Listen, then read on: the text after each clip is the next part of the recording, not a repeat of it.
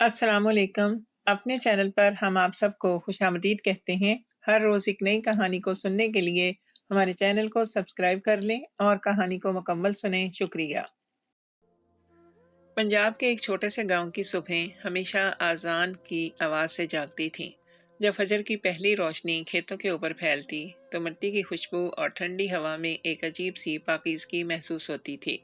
इसी गांव की मस्जिद के छोटे से सहन में अक्सर एक नरम और पुरसोज आवाज़ गूंजती थी। ये आवाज़ हाफिज़ हमज़ा की थी। हमज़ा की उम्र ज़्यादा नहीं थी, शायद 25 बरस के आसपास, मगर उसकी आंखों में वो संजीदगी थी जो आम तौर पर बहुत बड़ी आजमाइशों के बाद आती है। बचपन में ही उसने कुरान हिफ्ज़ कर लिया था। जब वो तिलावत करता तो गांव के बुजुर्ग भी खामोश होकर सुनते। कई दफ़ा ऐसा होता कि लोग मस्जिद से निकलते वक्त कहते, बेटा तुम्हारी आवाज़ में सुकून है। मगर सुकून सिर्फ उसकी आवाज़ में था, उसकी ज़िंदगी में नहीं। हमज़ा के वालिद 2 साल पहले एक तवील बीमारी के बाद दुनिया से चले गए थे। उनके जाने के बाद घर का सारा बोझ हमज़ा के कंधों पर आ गया था। छोटा सा कच्चा मकान, बीमार माँ और एक छोटी बहन जिसकी तालीम अभी बाकी थी। गांव में रोजगार के मौके कम थे। कभी वो खेतों में मजदूरी करता, कभी किसी दुकान पर दिन भर का काम। मगर जितना भी कमाता महीने के आखिर तक ख़त्म हो जाता। उसके बावजूद एक चीज़ थी जो उसने कभी नहीं छोड़ी, नमाज और कुरान। हर रात जब सारा गांव सो जाता, हमज़ा अपने कमरे के कोने में बैठकर तिलावत करता। उसकी माँ अक्सर दरवाजे के पास बैठकर खामोशी से उसे देखती रहती। उसकी आंखों में फ़ख्र भी होता और एक छुपी हुई फिक्र भी। एक शाम गांव में एक अजनबी आदमी आया। वो शहर से आया हुआ एजेंट था जो लोगों को बैरून मुल्क मुलाजमत दिलवाने की बात कर रहा था। उसने चाय की दुकान पर बैठकर बताया कि जर्मनी में घरों में निगहदाश्त के काम के लिए लोगों की ज़रूरत है। तनख्वाह पाकिस्तानी रुपए में सोचो तो ख्वाब जैसी है। गांव के कई लड़के दिलचस्पी लेने लगे। हमज़ा भी वहां बैठा था, मगर खामोश। उस रात जब वो घर आया तो उसने माँ के चेहरे को देखा। उसकी माँ ने उसको बहुत गौर से देखा। माँ का दिल अजीब होता है, ये वो सवाल भी पढ़ लेती है जो जुबान पर ना आए। क्या सोच रहे हो हमज़ा? हमज़ा कुछ देर खामोश रहा, फिर आहिस्ता से बोला, अम्मी, अगर मैं जर्मनी चला जाऊं तो। ये जुमला सुनकर कमरे में एक लंबी खामोशी फैल गई। बाहर कहीं दूर कुत्ते भौंक रहे थे और हवा में सरसों के खेतों की हल्की खुशबू थी। माँ ने फौरन जवाब नहीं दिया। वो कुछ देर तक चूल्हे की मध्यम आग को देखती रही, जैसे अपने दिल में कोई हिसाब लगा रही हो। फिर उसने धीमे लहजे में पूछा, रिस्क के लिए जाना चाहते हो या दुनिया देखने के लिए? हमजा ने फौरन नजरें झुका लीं। रिस्क के लिए अम्मी। माँ ने सर हिलाया। वो जानती थी कि उसका बेटा झूठ नहीं बोलता। अगले चंद हफ्ते कागजी कार्रवाई, इंटरव्यू और तैयारियों में गुजर गए। जब वीज़ा की खबर आई तो गांव के लोग मुबारकबाद देने आने लगे। सब कहते, हमज़ा, अब तुम्हारी किस्मत बदल जाएगी। मगर हमज़ा के दिल में खुशी से ज़्यादा एक अजीब सी घबराहट थी। वो पहली बार अपने गांव, अपनी मस्जिद, अपनी माँ से इतनी दूर जाने वाला था। रवानगी से एक रात पहले माँ ने उसे अपने पास बुलाया। कमरे में सिर्फ एक छोटा सा बल्ब जल रहा था। उसने अपने संदूक से एक पुरानी तस्वीर निकाली और हमज़ा के हाथ में रख दी। ये तुम्हारे अब्बा की है, जब वो मुश्किल में होते थे तो इसे पढ़ते थे। हमज़ा ने तस्वीर को दोनों हाथों से पकड़ लिया। माँ ने उसके सर पर हाथ रखा और आहिस्ता से कहा, बेटा, परदेश में 2 चीज़ें कभी न हारना, एक नमाज और दूसरी अपनी निगाह। मर्द की असल आजमाइश भूख नहीं होती, ख्वाहिश होती है। ये अल्फाज हमज़ा के दिल में गहराई तक उतर गए। उसने माँ के हाथ चूमे, मगर उस लम्हे उसे बिल्कुल अंदाज़ा नहीं था कि जर्मनी की सरजमीन पर उसकी आजमाइश सिर्फ रोज़गार की नहीं होगी। वहाँ उसकी मुलाकात एक ऐसी औरत से होने वाली थी जिसकी तन्हाई, खूबसूरती और दर्द उसके ईमान को ज़िंदगी की सबसे बड़ी आजमाइश में डालने वाले थे। जर्मनी की सरजमीन पर कदम रखते ही हमज़ा को सबसे पहले खामोशी ने हैरान किया। एयरपोर्ट पर लोग थे, आवाज़ें थीं, ऐलान हो रहे थे, मगर फिर भी एक अजीब सा सकूत हर चीज़ के नीचे बहता हुआ महसूस होता था, जैसे हर शख्स अपनी ही दुनिया में बंद हो। जब जहाज से वो बाहर निकला तो सर्द हवा का एक झोंका उसके चेहरे से टकराया। उसने बेइख्तियार अपने कोट को सीने के करीब खींच लिया। पंजाब की धूप में पलने वाले जिस्म के लिए ये ठंड अजनबी थी। गाड़ी उसे हैम्बर्ग शहर के एक पोश इलाके की तरफ ले जा रही थी। راستے میں لمبی شیشے کی عمارتیں، ترتیب سے لگے درخت اور خاموش سڑکیں اسے کسی فلم کے منظر کی طرح لگ رہی تھیں۔ اس کے ذہن میں بار بار ایک ہی خیال آ رہا تھا، یہ وہ دنیا نہیں ہے جس میں میں پلا ہوں۔ تقریباً 40 منٹ بعد گاڑی ایک بڑے لوہے کے گیٹ کے سامنے رکی۔ گیٹ خود کار طریقے سے آہستہ آہستہ کھلا۔ اندر جو گھر تھا وہ گھر کم اور محل زیادہ لگتا تھا۔ کشادہ لان، سفید پتھر کی سیڑھیاں، شیشے کی بڑی کھڑکیاں اور ہر چیز میں ایک خاموش شان۔ مگر عجیب بات یہ تھی کہ اتنی بڑی جگہ کے باوجود وہاں زندگی کی ہلچل محسوس نہیں ہوتی تھی۔ دروازہ کھولا۔ ایک درمیانی عمر کی جرمن عورت نے، جو گھر کی مین مینیجر لگتی تھی۔ تم حمزہ ہو؟ جی، اس نے مختصر سر ہلایا۔ آؤ میں تمہیں گھر دکھا دیتی ہوں۔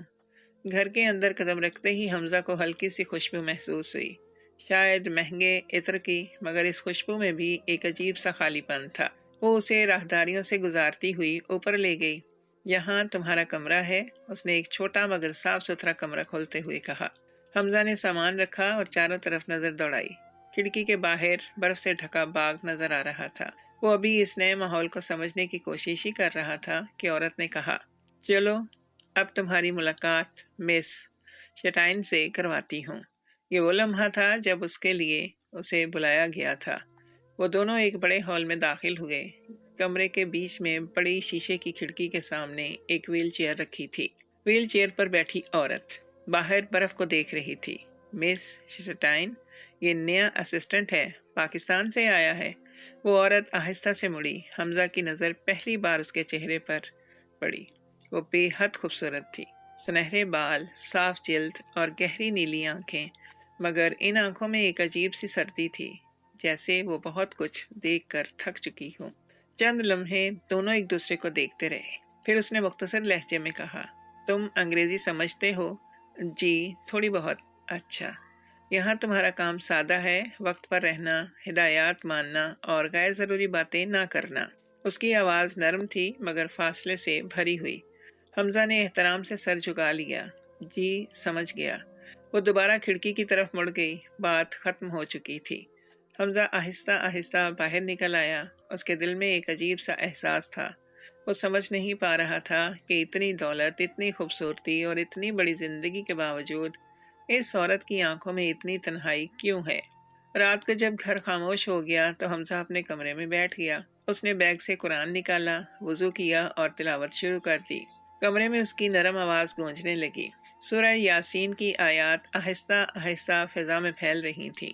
حمزہ کو احساس نہیں تھا کہ اسی وقت راہداری میں ویل چیئر آہستہ آہستہ اس کے دروازے کے قریب آ کر رک گئی ہے۔ دروازہ مکمل بند نہیں تھا اور اس کے اندر سے آنے والی تلاوت سن کر ایلینا شٹائن پہلی بار کئی مہینوں بعد کسی آواز کے سامنے رکی تھی۔ وہ خاموشی سے سنتی رہی۔ اس کے چہرے پر ایک عجیب سی الجھن ابھر آئی تھی، جیسے اس کے اندر کوئی بھولی ہوئی چیز حرکت کرنے لگی ہو۔ کچھ دیر بعد وہ آہستہ سے واپس مڑ گئی، مگر اسی رات آدھی رات کے قریب گھر میں اچانک بجلی چلی جانے والی تھی اور اندھیرے میں ایک ایسا لمحہ پیدا ہونے والا تھا جو حمزہ اور ایلینا دونوں کی زندگی کو ہمیشہ کے لیے بدل دے گا۔ اس رات جرمنی کے آسمان پر بادل غیر معمولی طور پر گھنے تھے۔ ہیمبرگ کی سرد ہوا تیز ہوتی جا رہی تھی اور برفانی بارش کھڑکیوں سے ٹکرا رہی تھی۔ بڑے سے گھر کے اندر ہر چیز معمول کے مطابق تھی، مگر فضا میں ایک انجانی بے چینی تیر رہی تھی۔ حمزہ اپنے کمرے میں بیٹھا تھا۔ اس نے ابھی عشاء کی نماز ادا کی تھی اور قرآن کھول کر تلاوت شروع کی تھی۔ اس کی آواز ہمیشہ کی طرح دھیمی اور پرسکون تھی۔ آیات کی لے جیسے کمرے کی خاموشی کو نرم کر رہی تھی۔ اچانک باہر زوردار گرج سنائی دی۔ چند لمحوں بعد پورے گھر کی بجلی ایک جھٹکے سے بند ہو گئی۔ کمرہ مکمل اندھیرے میں ڈوب گیا۔ حمزہ چند لمحے خاموش بیٹھا رہا۔ اسے گاؤں کی وہ راتیں یاد آ گئیں جب بجلی اکثر چلی جاتی تھی اور لوگ چراغ جلا لیتے تھے۔ اس نے بیگ سے چھوٹی سی ٹارچ نکالی اور دروازہ کھول کر باہر آیا۔ راہداری میں مکمل خاموشی تھی۔ پھر اچانک اوپر کی منزل سے ایک آواز آئی، ایک گھبراہٹ بھری آواز، ہیلو اینی ون دیئر؟ یہ آواز ایلینا کی تھی۔ حمزہ فوراً سیڑھیاں چڑھ کر اوپر پہنچا۔ کمرے کا دروازہ آدھا کھلا تھا، اندر صرف کھڑکی سے آتی مدھم روشنی تھی۔ ایلینا ویل چیئر پر بیٹھی تھی مگر اس کا چہرہ سخت تکلیف میں تھا۔ اس کے ہاتھ ویل چیئر کے بازوؤں کو مضبوطی سے پکڑے ہوئے تھے اور سانس تیز چل رہی تھی۔ مجھے میرے ڈاکٹر کو فون کرو، اس نے مشکل سے کہا۔ حمزہ نے فوراً فون اٹھایا، مگر طوفان کی وجہ سے لائن کام نہیں کر رہی تھی۔ کمرے میں ایک لمحے کے لیے عجیب سی بے بسی پھیل گئی۔ حمزہ نے اسے دیکھا، اس کے چہرے پر درد کے ساتھ خوف بھی تھا۔ وہ چند قدم قریب آیا۔ اگر آپ اجازت دیں تو میں ایک دعا پڑھ سکتا ہوں؟ ایلینا نے حیرت سے اس کی طرف دیکھا۔ دعا؟ حمزہ نے ہلکا سا سر ہلایا۔ ہم قرآن کی آیات پڑھ کر اللہ سے شفا مانگتے ہیں۔ ایلینا چند لمحے اسے دیکھتی رہی۔ اس کی آنکھوں میں شک بھی تھا اور تھکن بھی۔ شاید درد نے اس کی مزاحمت کمزور کر دی تھی۔ آخر کار اس نے آہستہ سے کہا، جو کرنا ہے کرو۔ حمزہ نے میز سے ایک گلاس پانی اٹھایا۔ اس نے آنکھیں بند کیں اور آہستہ آہستہ سورہ فاتحہ پڑھنی شروع کی۔ اس کی آواز بہت بلند نہیں تھی، مگر اس میں ایک عجیب سی نرمی تھی۔ پھر اس نے آیت الکرسی اور چند مسنون دعائیں پڑھیں۔ کمرے میں صرف دو آوازیں تھیں، باہر برفانی ہوا کی سرسراہٹ اور حمزہ کی تلاوت۔ چند لمحوں بعد اس نے پانی پر دم کیا اور گلاس ایلینا کی طرف بڑھا دیا۔ یہ پی لیں۔ ایلینا نے کانپتے ہوئے ہاتھ سے گلاس پکڑا۔ اس نے آہستہ آہستہ پانی پی لیا۔ کمرے میں چند لمحوں کے لیے مکمل خاموشی چھا گئی۔ 5 منٹ گزرے، پھر 10۔ ایلینا نے آہستہ آہستہ گہری سانس لی۔ اس کے چہرے پر تناؤ کم ہونے لگا تھا۔ اس نے حیرت سے اپنے پاؤں کی طرف دیکھا، پھر حمزہ کی طرف۔ یہ کیا تھا؟ حمزہ نے نظریں جھکا لیں۔ صرف دعا تھی۔ شفا اللہ دیتا ہے۔ نہ کچھ دیر خاموش رہی، جیسے وہ اپنے جسم میں ہونے والی تبدیلی کو سمجھنے کی کوشش کر رہی ہو۔ پھر اس نے دھیمی آواز میں کہا، میرے درد میں کمی ہو رہی ہے۔ یہ الفاظ سن کر حمزہ کے دل میں بھی ایک عجیب سی کیفیت پیدا ہوئی۔ اس نے کبھی نہیں سوچا تھا کہ پردیس میں ایک اجنبی گھر میں وہ اس طرح کسی کی مدد کرے گا۔ باہر طوفان اب بھی جاری تھا، مگر کمرے کے اندر فضا بدل چکی تھی۔ ایلینا اب اسے ویسے نہیں دیکھ رہی تھی جیسے چند گھنٹے پہلے دیکھ رہی تھی۔ اس کی آنکھوں میں اب سردی نہیں، تجسس تھا۔ حمزہ، اس نے پہلی بار اس کا نام لیا۔ کیا تم یہ دوبارہ بھی کر سکتے ہو؟ حمزہ چند لمحے خاموش رہا، پھر اس نے نرم لہجے میں کہا، اگر آپ چاہیں تو ہاں۔ اس لمحے دونوں کو اندازہ نہیں تھا کہ یہ چھوٹی سی دعا صرف ایک رات کا سکون نہیں دے رہی تھی۔ یہ وہ لمحہ تھا جہاں سے ایک ایسی کہانی شروع ہونے والی تھی جس میں شفا بھی تھی، آزمائش بھی، اور ایک ایسا تعلق جسے دونوں ابھی سمجھنے سے بہت دور تھے۔ اگلی صبح جب حمزہ فجر کے وقت جاگا تو باہر کی دنیا برف کی موٹی تہہ میں ڈوبی ہوئی تھی۔ باغ کے درخت سفید چادر اوڑے خاموش کھڑے تھے اور آسمان پر ہلکی سی دھند پھیلی ہوئی تھی۔ اس نے وضو کیا، نماز پڑھی اور حسب عادت چند آیات کی تلاوت کی۔ مگر اس صبح اس کے دل میں ایک عجیب سی الجھن بھی تھی۔ رات کا واقعہ بار بار اس کے ذہن میں آ رہا تھا۔ کیا واقعی دعا سے ایلینا کے درد میں کمی آئی تھی یا یہ صرف وقتی سکون تھا؟ ناشتے کے بعد گھر کے عملے میں معمول کی چہل پہل شروع ہو گئی۔ حمزہ ابھی کچن سے چائے لے کر نکل ہی رہا تھا کہ وہی درمیانی عمر کی مینیجر تیزی سے اس کی طرف آئی۔ مس شٹائن تمہیں بلا رہی ہیں، ابھی۔ حمزہ کے قدم ایک لمحے کے لیے رک گئے۔ وہ آہستہ آہستہ ہال کی طرف بڑھا جہاں ایلینا عام طور پر صبح گزارتی تھی۔ کھڑکی سے اندر آتی سفید روشنی پورے کمرے میں پھیل رہی تھی۔ ویل چیئر کھڑکی کے پاس تھی، مگر آج ایلینا کا انداز کچھ مختلف تھا۔ اس نے حمزہ کو دیکھا تو فوراً کہا، آؤ یہاں بیٹھو۔ حمزہ چند قدم دور رک گیا۔ جی، آپ نے بلایا؟ ایلینا کی آنکھوں میں وہی سردی نہیں تھی جو پہلے دن تھی۔ وہاں ایک عجیب سی بے چینی اور حیرت ملی جلی نظر آ رہی تھی۔ کل رات کے بعد مجھے نیند آئی۔ حمزہ خاموش رہا۔ پوری رات نہیں، مگر کئی گھنٹے۔ یہ پچھلے 2 سال میں پہلی بار ہوا ہے۔ اس نے اپنی ٹانگوں کی طرف دیکھا، اور درد بھی پہلے جیسا نہیں ہے۔ کمرے میں چند لمحے سکوت رہا، پھر ایلینا نے سیدھا سوال کیا، تم نے واقعی صرف دعا پڑھی تھی؟ حمزہ نے آہستہ سے سر ہلایا۔ جی، قرآن کی آیات تھیں۔ ایلینا کچھ دیر تک اسے دیکھتی رہی، جیسے وہ اس کے چہرے سے کوئی راز پڑھنے کی کوشش کر رہی ہو۔ تم سمجھتے ہو میں معجزوں پر یقین رکھتی ہوں؟ نہیں، اور پھر بھی تم نے یہ کیا۔ وہ آیات شفا ہیں، اس سے شفا ملتی ہے، حمزہ نے نرم لہجے میں کہا۔ ہماری طبیعت میں یہ سکھایا جاتا ہے کہ شفا اللہ کے ہاتھ میں ہوتی ہے، ہم صرف دعا کرتے ہیں۔ ایلینا نے گہری سانس لی۔ میں نے اپنی زندگی میں سینکڑوں ڈاکٹر دیکھے ہیں دنیا کے بہترین ہسپتالوں میں علاج کروایا ہے، مگر کل رات کچھ مختلف تھا۔ اس کی آواز میں پہلی بار غرور کی بجائے تلاش تھی۔ میں چاہتی ہوں تم آج رات بھی وہی دعا پڑھو۔ حمزہ نے چند لمحے سوچا، اگر آپ کو سکون ملتا ہے تو میں پڑھ دوں گا۔ یہ سن کر ایلینا نے سر ہلایا۔ اس دن کے بعد گھر میں ایک نیا معمول شروع ہو گیا۔ ہر رات سونے سے پہلے حمزہ چند آیات پڑھتا، کبھی پانی پر دم کرتا، کبھی صرف دعا کرتا۔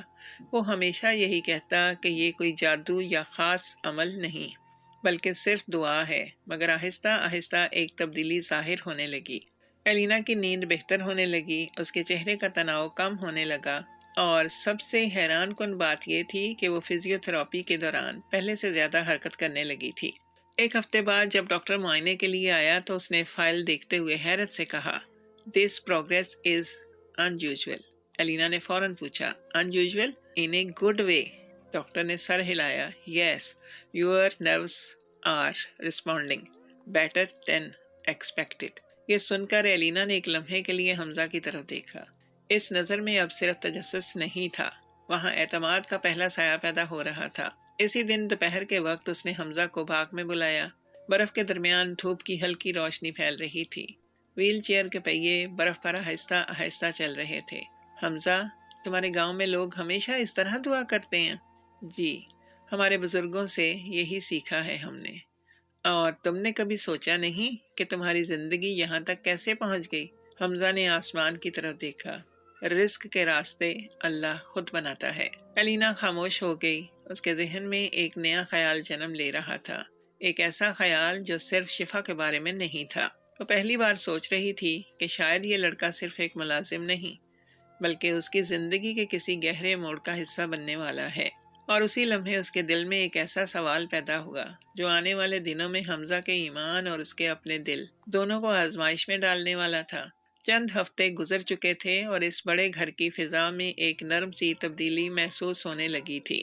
پہلے جہاں ہر کمرے میں صرف خاموشی کا بوجھ تھا، اب کبھی کبھار گفتگو کی ہلکی آواز سنائی دینے لگی تھی۔ اس تبدیلی کی وجہ صرف ایک تھی، حمزہ کی موجودگی۔ ایلینا اب اکثر اسے اپنے ساتھ باغ میں بیٹھنے کے لیے کہتی تھی۔ برف آہستہ آہستہ پگھلنے لگی تھی اور باغ کے درختوں کے درمیان ہلکی دھوپ اترنے لگی تھی۔ اس دوپہر بھی وہ دونوں شیشے کے بڑے سن روم میں بیٹھے تھے۔ باہر درختوں سے پانی کے قطرے ٹپک رہے تھے۔ ایلینا کے ہاتھ میں کافی کا مگ تھا، مگر وہ کافی پی نہیں رہی تھی۔ وہ کسی گہری سوچ میں گم تھی۔ حمزہ خاموشی سے سامنے بیٹھا تھا۔ آخر کار ایلینا نے خود ہی خاموشی توڑی۔ "تمہیں عجیب نہیں لگتا؟" حمزہ نے سوالیہ نظروں سے دیکھا۔ "کیا؟" وہ ہلکی سی مسکرائی، مگر اس مسکراہٹ میں تھکن چھپی ہوئی تھی۔ ایک عورت جس کے پاس اتنی دولت ہو، اتنا بڑا گھر ہو، وہ ہر روز ایک ملازم کے ساتھ بیٹھ کر باتیں کرے۔ حمزہ نے نرم لہجے میں جواب دیا، "انسان کو بات کرنے کے لیے دولت نہیں، دل چاہیے ہوتا ہے۔" یہ سن کر ایلینا چند لمحے خاموش رہی۔ پھر اس نے کھڑکی کے باہر دیکھتے ہوئے آہستہ آہستہ کہنا شروع کیا، "جب میرا ایکسیڈنٹ ہوا تھا، میں 26 سال کی تھی۔ میری کمپنی تیزی سے بڑھ رہی تھی۔ میرے ارد گرد دوستوں کی بھیڑ تھی اور میری منگنی بھی ہو چکی تھی۔ اس کی آواز میں ہلکی سی لرزش آ گئی۔ پھر ایک رات سب بدل گیا۔ حمزہ نے کچھ نہیں کہا، وہ صرف سن رہا تھا۔ حادثے کے بعد جب میں ہسپتال میں تھی تو پہلے چند ہفتے سب آتے رہے، پھول، کارڈ، ہمدردی، سب کچھ۔ وہ ہلکا سا ہنسی، پھر آہستہ آہستہ لوگ کم ہوتے گئے۔ کمرے میں ایک بھاری خاموشی اتر آئی۔ میرا منگیتر بھی آتا تھا، پہلے ہر روز، پھر ہفتے میں ایک بار، پھر ایک دن۔ اس نے کہا کہ وہ مجھے اس حالت میں نہیں دیکھ سکتا۔ ایلینا نے سر جھکا لیا۔ اصل بات یہ تھی کہ وہ ایک معذور عورت کے ساتھ زندگی گزارنے کے لیے تیار نہیں تھا۔ حمزہ نے پہلی بار اس کی آنکھوں میں درد کی وہ گہرائی دیکھی جو وہ ہمیشہ اپنے غرور کے پیچھے چھپا لیتی تھی۔ کچھ دیر بعد اس نے آہستہ کہا، "اس کے بعد میں نے فیصلہ کر لیا کہ مجھے کسی کی ضرورت نہیں۔ میں نے اپنے آپ کو کام میں ڈبو دیا۔ پیسہ آتا گیا، کمپنی بڑھتی گئی، مگر..." وہ رک گئی۔ حمزہ نے آہستہ پوچھا، "مگر؟" ایلینا نے سیدھا اس کی طرف دیکھا، "مگر اندر سے میں خالی ہوتی گئی۔" یہ الفاظ کمرے میں گونج کر خاموش ہو گئے۔ باہر درختوں سے ایک اور قطرہ گرا۔ حمزہ نے کچھ دیر سوچا، پھر دھیمی آواز میں کہا، "کبھی کبھی اللہ انسان کو وہ چیز کھو دیتا ہے جس پر وہ سب سے زیادہ بھروسہ کرتا ہے۔ تاکہ وہ اصل چیز تلاش کرے۔ ایلینا نے اسے غور سے دیکھا۔ اور تمہیں کیا لگتا ہے وہ اصل چیز کیا ہوتی ہے؟ حمزہ نے نظریں جھکا لیں۔ سکون۔ اور سکون کہاں ملتا ہے؟ دل میں، جب انسان خود سے اور اللہ سے سچا ہو۔ ایلینا کی آنکھوں میں ایک عجیب سا سوال ابھرا۔ اور تم ہمیشہ ایسے ہی تھے؟ حمزہ ہلکا سا مسکرایا۔ نہیں، میں بھی انسان ہوں، میرے بھی خوف ہیں، کمزوریاں ہیں۔ جیسے؟ حمزہ چند لمحے خاموش رہا۔ جیسے یہ کہ کہیں میں پردیس میں آ کر اپنے آپ کو نہ کھو بیٹھوں۔ یہ سن کر ایلینا کے ہونٹوں پر ایک ہلکی مسکراہٹ آئی۔ پھر اس نے پہلی بار حمزہ کو اس طرح دیکھا جیسے وہ صرف ایک ملازم نہیں بلکہ ایک انسان ہو۔ اس کی آواز بہت آہستہ تھی جب اس نے کہا، حمزہ تم جانتے ہو تم میرے لیے کیا ہو؟ حمزہ نے حیرت سے اس کی طرف دیکھا۔ وہ چند لمحے خاموش رہی، پھر آہستہ سے بولی، تم وہ پہلے انسان ہو جس نے مجھے ایک مریض یا ایک امیر عورت کے طور پر نہیں دیکھا بلکہ صرف ایک انسان کے طور پر دیکھا ہے۔ یہ کہتے ہوئے اس کی آنکھوں میں نمی سی آ گئی، مگر اسی لمحے اس کے دل میں ایک اور احساس بھی پیدا ہو رہا تھا، ایک ایسا احساس جو صرف شکر گزاری نہیں تھا، اور وہ خود بھی نہیں جانتی تھی کہ وہ احساس آنے والے دنوں میں ان دونوں کی زندگی کو کس طرف لے جانے والا ہے۔ اس گفتگو کے بعد گھر کی فضا میں ایک ایسی تبدیلی آ گئی جسے الفاظ میں بیان کرنا آسان نہیں تھا۔ پہلے حمزہ اور ایلینا کے درمیان صرف ایک مریض اور نگہداشت کرنے والے کا تعلق تھا، مگر اب ان کے درمیان ایک عجیب سی قربت پیدا ہو گئی تھی۔ یہ قربت بہت خاموش تھی، مگر دونوں اسے محسوس کرتے تھے۔ ایلینا اب اکثر حمزہ کو اپنے ساتھ بیٹھنے کے لیے کہتی، کبھی باغ میں، کبھی سن روم میں، اور کبھی اپنے ذاتی لاؤنج میں۔ وہ اس سے پاکستان کے بارے میں پوچھتی، اس کے گاؤں کے بارے میں، اس کی ماں کے بارے میں اور اس کے بچپن کے بارے میں۔ حمزہ جب اپنے گاؤں کی بات کرتا تو اس کی آواز بدل جاتی۔ وہ کھیتوں، مسجد کے صحن اور بارش کی خوشبو کا ذکر کرتا تو اس کے چہرے پر ایک سادہ سی مسکراہٹ آ جاتی۔ ایلینا اسے غور سے دیکھتی رہتی۔ اسے حیرت ہوتی تھی کہ ایک ایسا لڑکا جو اتنی سادہ زندگی سے آیا ہے، اس کے اندر اتنا سکون کیسے ہو سکتا ہے؟ مگر وقت کے ساتھ اس سکون نے اس کے دل میں ایک اور جذبہ بھی جگانا شروع کر دیا تھا۔ ایک رات گھر میں عجیب سی خاموشی تھی۔ عملے کے زیادہ تر لوگ اپنی چھٹیوں پر گئے ہوئے تھے۔ باہر ہلکی بارش ہو رہی تھی اور کھڑکیوں پر پانی کی بوندیں آہستہ آہستہ پھیل رہی تھیں۔ اسی رات ایلینا نے حمزہ کو اپنے نجی لاؤنج میں بلایا۔ کمرے میں مدھم سنہری روشنی تھی۔ ایک طرف فائر پلیس چل رہی تھی جس کی نرم روشنی دیواروں پر لرز رہی تھی۔ حمزہ دروازے کے قریب آ کر رک گیا۔ آپ نے بلایا تھا؟ ایلینا نے اس کی طرف دیکھا۔ آج اس کے چہرے پر وہ معمول کی سنجیدگی نہیں تھی۔ اس نے سادہ مگر خوبصورت لباس پہنا ہوا تھا اور اس کے بال کھلے ہوئے تھے۔ آؤ بیٹھو۔ حمزہ آہستہ سے سامنے والی کرسی پر بیٹھ گیا۔ چند لمحے دونوں کے درمیان خاموشی رہی۔ پھر ایلینا نے آہستہ سے کہا، تم جانتے ہو حمزہ، اس گھر میں بہت سے لوگ آئے اور گئے ہیں، ڈاکٹر، نرسیں، مینیجر، سب، مگر کوئی بھی میرے ساتھ اس طرح نہیں بیٹھا جیسے تم بیٹھتے ہو۔ حمزہ نے نظریں جھکا لیں۔ میں صرف اپنا کام کر رہا ہوں۔ ایلینا ہلکا سا مسکرائی۔ نہیں، تم صرف کام نہیں کرتے، تم سنتے بھی ہو۔ کمرے میں فائر پلیس کی لکڑیوں کے جلنے کی آواز آ رہی تھی۔ ایلینا نے آہستہ آہستہ ویل چیئر کو اس کی طرف بڑھایا۔ حمزہ، کیا تم نے کبھی کسی عورت سے محبت کی ہے؟ یہ سوال اچانک تھا۔ حمزہ چند لمحے خاموش رہا۔ نہیں۔ کیوں؟ زندگی میں اور بھی ذمہ داریاں تھیں۔ ایلینا نے گہری سانس لی، پھر اس نے آہستہ سے کہا، کبھی کبھی مجھے لگتا ہے کہ اگر تم میری زندگی میں پہلے آتے تو شاید میری زندگی مختلف ہوتی۔ حمزہ نے فوراً نظریں اٹھا کر اسے دیکھا۔ اس کی آنکھوں میں اب وہی جذبات تھے جنہیں وہ پچھلے چند دنوں سے محسوس کر رہا تھا، مگر سمجھنے سے بچ رہا تھا۔ ایلینا نے آہستہ سے اپنا ہاتھ آگے بڑھایا۔ تم جانتے ہو، میں تمہارے قریب محسوس کرتی ہوں۔ حمزہ کا دل تیزی سے دھڑکنے لگا۔ وہ ایک لمحے کے لیے بالکل خاموش بیٹھا رہا، پھر اس نے آہستہ سے کرسی سے اٹھ کر ایک قدم پیچھے ہٹ لیا۔ ایلینا کی آنکھوں میں حیرت ابھر آئی۔ تم دور کیوں جا رہے ہو؟ حمزہ نے دھیمے مگر مضبوط لہجے میں کہا۔ کیونکہ کچھ فاصلے ضروری ہوتے ہیں۔ کمرے میں ایک لمحے کے لیے بھاری خاموشی چھا گئی۔ ایلینا نے اسے غور سے دیکھا۔ کیا تم مجھ سے ڈرتے ہو؟ حمزہ نے سر ہلایا۔ نہیں، میں اپنے آپ سے ڈرتا ہوں۔ یہ سوال کا جواب سن کر ایلینا چند لمحے تک اسے دیکھتی رہی، پھر اس نے آہستہ سے کہا، تم عجیب آدمی ہو حمزہ۔ حمزہ نے کوئی جواب نہیں دیا، مگر اس کے دل میں ایک عجیب سا احساس پیدا ہو چکا تھا۔ وہ جانتا تھا کہ یہ صرف ایک عام گفتگو نہیں تھی، ایک ایسی حد تھی جس کے قریب دونوں پہنچ چکے تھے، اور اگر وہ اس حد کو پار کر لیتے تو شاید ان کی زندگی ہمیشہ کے لیے بدل جاتی۔ اس رات کے بعد گھر کی فضا بدل گئی۔ کوئی شور نہیں تھا، کوئی جھگڑا نہیں ہوا تھا، مگر دونوں کے درمیان ایک غیر مرئی دیوار کھڑی ہو گئی تھی۔ اگلی صبح جب حمزہ حسب معمول دعا پڑھنے کے لیے آیا تو ایلینا نے صرف اتنا کہا، آج ضرورت نہیں۔ اس کی آواز میں نہ غصہ تھا نہ سردی، بس ایک عجیب سی تھکن تھی۔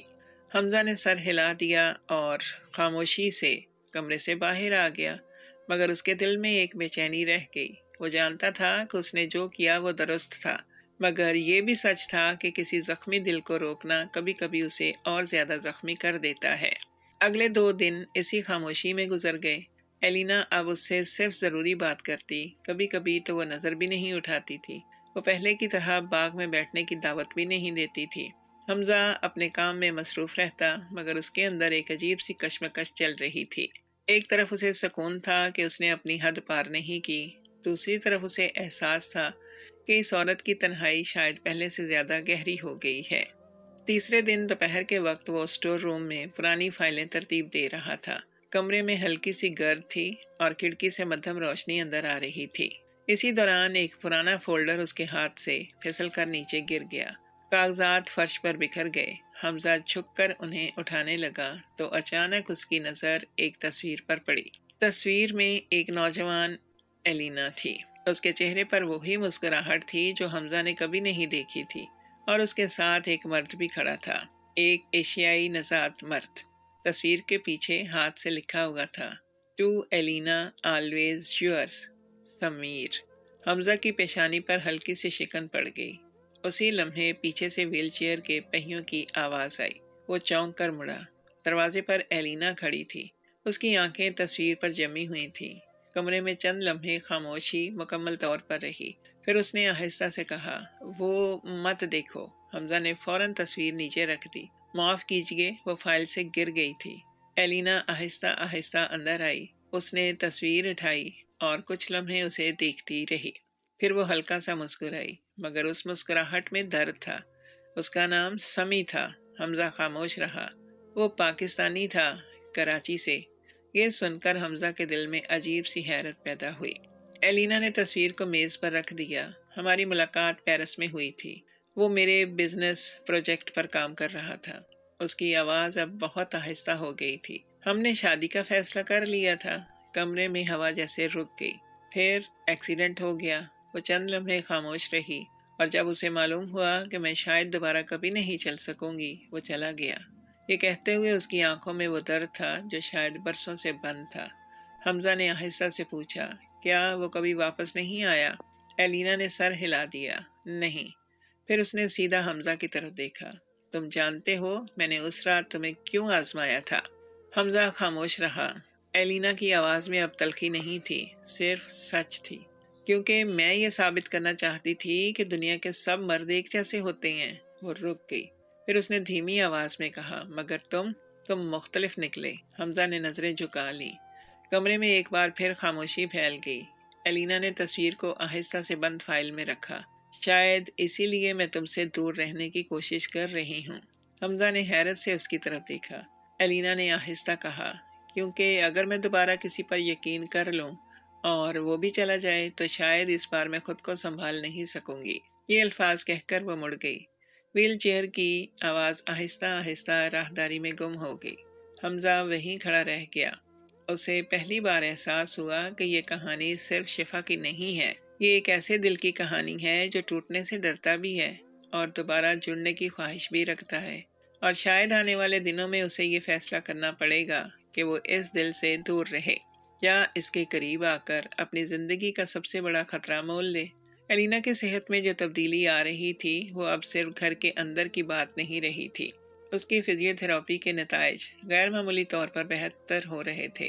ڈاکٹر خود حیران تھے کہ اس کے اعصاب میں رد عمل بڑھ رہا ہے اور اب وہ پہلے سے زیادہ دیر تک کھڑا رہنے کی کوشش کر سکتی تھی۔ ایک صبح معائنے کے دوران ڈاکٹر نے فائل بند کرتے ہوئے کہا، یہ بہت غیر معمولی پیش رفت ہے، ہم نے اس رفتار کی توقع نہیں کی تھی۔ الینا نے خاموشی سے حمزہ کی طرف دیکھا جو کمرے کے کونے میں کھڑا تھا۔ وہ کچھ نہیں بولا، مگر شاید اس خاموشی میں وہ راز چھپا تھا جس نے جلد ہی پورے شہر کو اپنی طرف متوجہ کرنا تھا۔ چند دن بعد ایک مقامی میڈیکل میگزین میں ایک مختصر خبر شائع ہوئی۔ ہیمبرگ کی مشہور بزنس وومن الینا شٹائن کی صحت میں حیران کن تبدیلی اور بہتری آ رہی ہے، بہت جلدی۔ خبر چھوٹی تھی مگر اس کا اثر بڑا ہوا۔ میڈیا کی توجہ آہستہ آہستہ اس گھر کی طرف آنے لگی۔ کچھ رپورٹرز اسے میڈیکل کامیابی کہہ رہے تھے، کچھ اسے روحانی شفا کا نام دے رہے تھے، اور کچھ لوگوں نے ایک اور ہی کہانی گھڑ لی، ایک پاکستانی ملازم اور ایک امیر جرمن عورت کے درمیان عجیب تعلق۔ گھر کے اندر بھی سرگوشیاں شروع ہو گئیں، خاص طور پر کمپنی کے بورڈ کے چند لوگ اس صورتحال سے خوش نہیں تھے۔ ان میں سب سے نمایاں تھا مارکوس ویبر، الینا کا پرانا بزنس پارٹنر۔ مارکوس ایک ہوشیار مگر خطرناک آدمی تھا۔ وہ کئی سالوں سے کمپنی کے بڑے فیصلوں میں زیادہ طاقت حاصل کرنا چاہتا تھا، مگر الینا ہمیشہ اس کے راستے میں کھڑی رہتی تھی۔ اب اسے ایک موقع نظر آ رہا تھا۔ ایک شام وہ اچانک گھر آیا۔ اس کی آنکھوں میں وہی سرد حساب کتاب تھا جو صرف طاقت کے کھیل میں ماہر لوگ رکھتے ہیں۔ الینا اپنے آفس روم میں تھی جب وہ اندر داخل ہوا۔ میں نے اخبار میں خبر دیکھی۔ اس کی آواز بظاہر دوستانہ تھی۔ تمہاری صحت بہتر ہو رہی ہے، یہ اچھی بات ہے، الینا نے مختصر جواب دیا۔ ہاں، مارکوس نے کمرے میں نظر دوڑائی، پھر اس کی نظر حمزہ پر پڑی جو دروازے کے قریب کھڑا تھا۔ اور یہ ہے وہ شخص جس کے بارے میں سب بات کر رہے ہیں؟ کمرے کی فضا فوراً بدل گئی۔ الینا نے سخت لہجے میں کہا، یہ میرا اسسٹنٹ ہے۔ مارکوس ہلکا سا مسکرایا۔ صرف اسسٹنٹ؟ اس سوال میں ایک ایسا شک تھا جو سیدھا دل کو چیر دیتا ہے۔ حمزہ خاموش رہا۔ الینا نے واضح لہجے میں کہا، تم یہاں کیوں آئے ہو مارکوس؟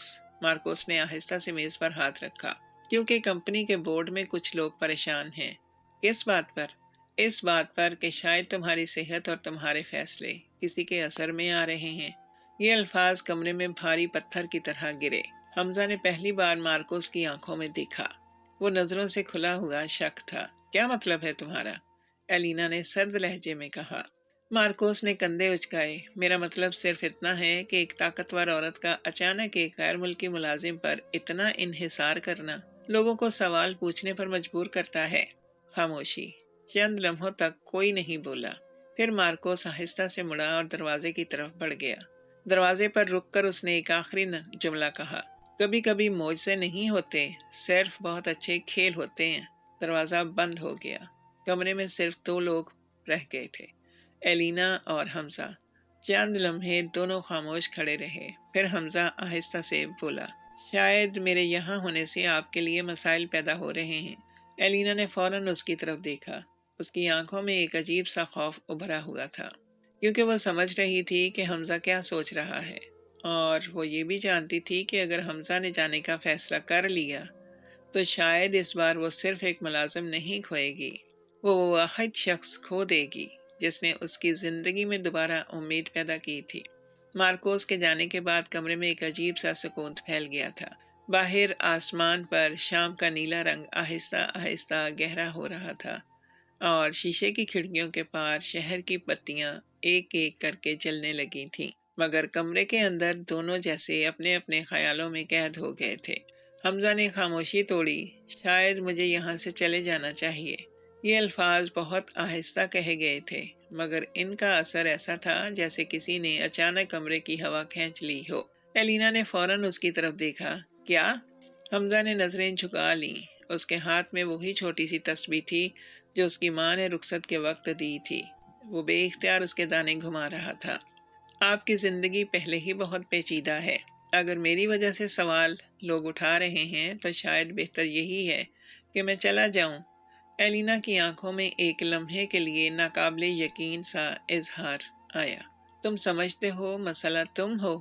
حمزہ نے دھیمے لہجے میں کہا۔ لوگ یہی سمجھتے ہیں۔ الینا نے ویل چیئر کے بازو مضبوطی سے پکڑ لیے۔ لوگ ہمیشہ کچھ نہ کچھ سمجھتے ہیں۔ اس کی آواز میں اب وہی پرانی مضبوطی واپس آ رہی تھی جو اسے کاروبار کی دنیا میں کامیابی دلاتی تھی۔ تم نہیں جاؤ گے؟ حمزہ نے آہستہ سے سر اٹھایا۔ یہ اتنا آسان نہیں ہے۔ ایلینا نے گہری سانس لی۔ انسان کبھی کچھ نہیں تھا۔ جب میرا ایکسیڈنٹ ہوا تھا تو سب نے کہا تھا کہ میں دوبارہ کبھی کھڑی نہیں ہو سکوں گی۔ جب میں نے کمپنی سنبھالی تو سب نے کہا تھا کہ ایک معذور عورت اتنا بڑا کاروبار نہیں چلا سکتی۔ وہ چند لمحے خاموش ہوئی، پھر اس نے سیدھا حمزہ کی طرف دیکھا۔ اور اب وہ کہتے ہیں کہ تم مجھے کنٹرول کر رہے ہو؟ کمرے میں خاموشی چھا گئی۔ حمزہ نے آہستہ سے کہا، میں کبھی ایسا نہیں چاہوں گا۔ مجھے معلوم ہے۔ یہ جواب فوراً آیا۔ ایلینا کی آواز میں یقین تھا۔ پھر اس نے آہستہ آہستہ ویل چیئر کو حرکت دی اور کھڑکی کے پاس جا کر رک گئی۔ باہر شہر کی روشنیاں پھیل چکی تھیں۔ گاڑیوں کی دور کی آوازیں ایک مدھم سی گونج پیدا کر رہی تھیں۔ حمزہ، تم جانتے ہو میری سب سے بڑی کمزوری کیا ہے؟ حمزہ نے سر ہلایا۔ میں تنہائی سے ڈرتی ہوں۔ یہ اعتراف بہت آہستہ کیا گیا تھا۔ جب سمی مجھے چھوڑ کر گیا تھا تو میں نے قسم کھائی تھی کہ میں کبھی کسی پر دوبارہ اعتماد نہیں کروں گی۔ وہ چند لمحے خاموش رہی، پھر تم آ گئے۔ حمزہ کے دل کی دھڑکن تیز ہو گئی۔ ایلینا نے اس کی طرف دیکھے بغیر کہا، تم نے مجھے کوئی وعدہ نہیں دیا۔ تم نے مجھے متاثر کرنے کی کوشش نہیں کی۔ تم نے تو مجھے چھوٹے چھونے تک سے انکار کر دیا۔ اس کی آواز میں ایک ہلکی سی ہنسی شامل ہو گئی۔ اور شاید اسی وجہ سے میں تم پر یقین کرنے لگی۔ حمزہ کچھ نہیں بولا۔ وہ جانتا تھا کہ یہ لمحہ بہت نازک ہے۔ کمرے میں صرف فائر پلیس کی لکڑیوں کے جلنے کی آواز ہلکی سی آ رہی تھی۔ پھر ایلینا نے آہستہ سے کہا، اگر تم چلے گئے تو شاید میں دوبارہ اسی اندھیرے میں گر جاؤں گی جہاں سے تم نے مجھے نکالا تھا۔ حمزہ نے پہلی بار اس کی طرف پوری طرح سے دیکھا۔ اس کے چہرے پر غرور نہیں تھا، صرف سچ تھا۔ حمزہ کے دل میں ایک عجیب سی کشمکش شروع ہو گئی۔ ایک طرف اس کا ایمان، اس کی تربیت، اس کی ماں کی نصیحتیں تھیں۔ دوسری طرف ایک ایسی عورت کھڑی تھی جس کے دل میں پہلی بار امید جاگ رہی تھی۔ آخر کار اس نے آہستہ سے کہا، میں کہیں نہیں جا رہا، مگر ایک شرط ہے۔ ایلینا نے فوراً پوچھا، کیا؟ حمزہ کی آواز پرسکون مگر مضبوط تھی۔ ہم جو بھی کریں گے عزت کے ساتھ کریں گے۔ ایلینا چند لمحے اسے دیکھتی رہی، پھر اس کے ہونٹوں پر ایک نرم سی مسکراہٹ آئی۔ شاید اسی لیے میں تمہیں کھونا نہیں چاہتی، مگر دونوں کو ابھی معلوم نہیں تھا کہ اصل امتحان ابھی باقی تھا، کیونکہ اگلے ہی دن مارکوس ایک ایسا قدم اٹھانے والا تھا جو نہ صرف اس کی ساکھ بلکہ ان کے تعلق کو بھی پورے شہر کے سامنے کھڑا کر دے گا۔